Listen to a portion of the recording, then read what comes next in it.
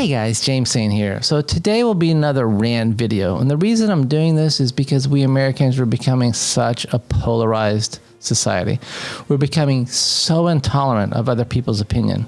And I want to say that it's okay to have different opinions, even different opinions about important things. So why am I saying this? Recently, I've had two different people take umbrage with something I liked on Facebook. One time I was having lunch, and this was pre-COVID, so people would sit, close by each other. And I was eating, I was on Facebook, and I liked something, and the person beside me said, "Hey, I noticed you just liked that post on Facebook." And then this person, they wanted to get into a pro or con conversation about Antifa and Proud Boys. And my response was, well, it's none of your business what I like or dislike on Facebook. And how dare you sit there and troll me while I'm eating lunch? You need to mind your own business. And recently I had another person, I liked another person's post on Facebook, and then another person private messaged me and said, "Hey, why did you like that? Do you really think that way?" Again, it's none of your business. If I'm posting something on Facebook, then it's fair game to have a conversation. For example, I was posting about masks before, and it's fine for people to say that they are for or against masks. I'm fine with civil discussion about events, especially if I'm posting about it. This defend why you like to post attitude is just about your intolerance of other people to have a difference of opinion contrary to yours. Now, I don't want you or anybody to try and make me rationalize why I think the way I do. I get to think the way I do without your permission. I don't want somebody knocking on my door and telling me that I'm going to go to hell if I don't have a good personal relationship with Jesus Christ. Just like I don't want you knocking on my door asking me, why do you believe in some made-up deity? If I want to be pro or anti-abortion, I can do that without input from you. I don't need you to tell me that I better have a gun to defend myself, or that if I own a gun, I'm a crazy person and I need to have it confiscated. A number of my liberal friends on Facebook think I'm conservative, and many conservative friends on Facebook, they think I'm liberal. And it doesn't matter what I am. I'm a person with a brain who has their own opinion. I don't 100% agree with either party. I'm liberal on some issues and I'm very conservative on others. And I'll take a quote from Charles Krauthammer. He said, "Conservatives think liberals are stupid, and liberals think conservatives are evil. So therein lies the problem. Many, not all, conservatives do not agree with liberal policies, but they're still okay with you as a person. Liberals, not all, they think conservatives are very bad and evil people." It is this intolerance and inability to accept that decent people can have different points of views. So here's an extreme example from my life.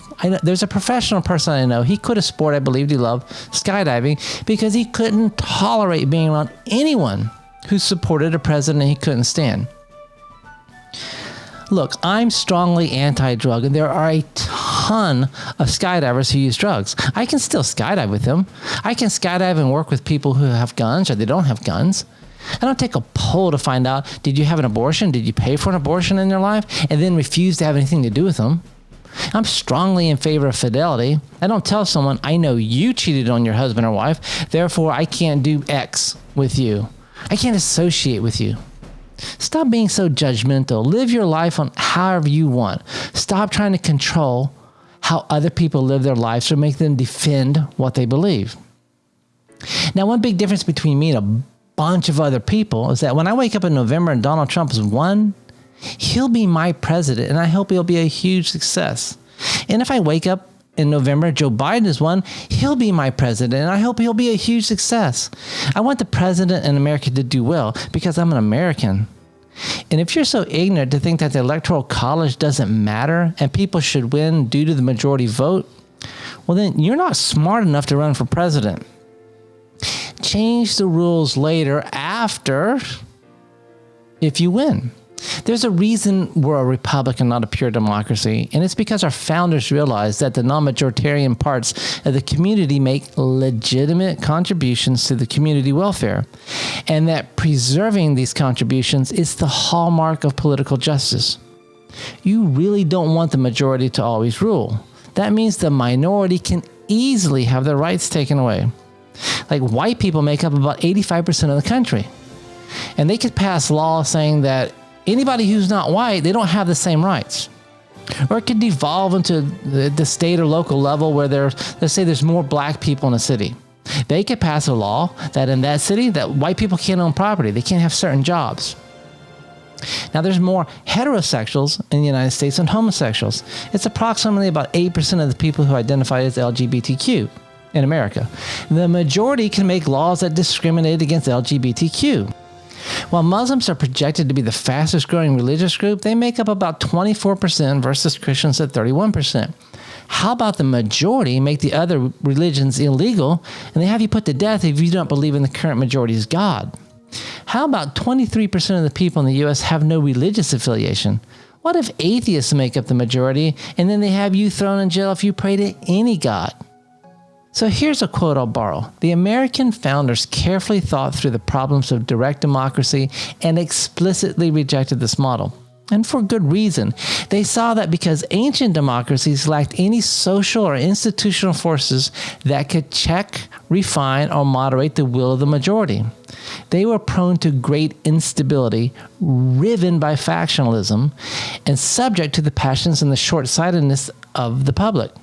Direct democracies were thus vulnerable to tyranny.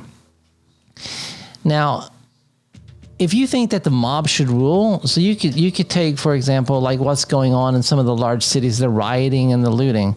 Well, that group of people, if you say, well, in this area, the majority thinks we should be protesting and rioting and looting. There's nothing wrong with protesting. You should be able to protest if you want. And some people are like, oh, well, rioting and looting, it's okay. That's part of protest. No, it's not. It's not okay. Rioting means you're hurting people. You could even be killing people. You're destroying property. You're burning things down. Looting means you're stealing stuff. So if you think rioting and looting is okay, just apply it to your house and your family. Is it okay for people to beat you up because they don't like what you believe? Is it okay for people to break into your house and take your stuff because you don't believe in the God I believe in? Or we're going to put you to death because you're hetero or homosexual. Okay, it's not okay. Rioting and looting is okay. When you start breaking the law, you're no longer a peaceful protester. Oh, it's mostly peaceful protesting. You get to a point where it's completely unacceptable. It doesn't matter what the percent is. I can't say I'm a pretty good husband. I only beat the crap out of my wife like 1% of the time. Your wife can't say to you, no, I'm a pretty good wife. I only cheat on you like 3% of the time. I only cheat on you when you're out of town. Okay, you just get to a point where there's some behavior is unacceptable. Okay, and while we're at it, can you please get off your speakerphone? Take your phone off speakerphone when you're in public. Nobody, and I mean everybody can agree on this. Nobody wants to hear your conversation in public.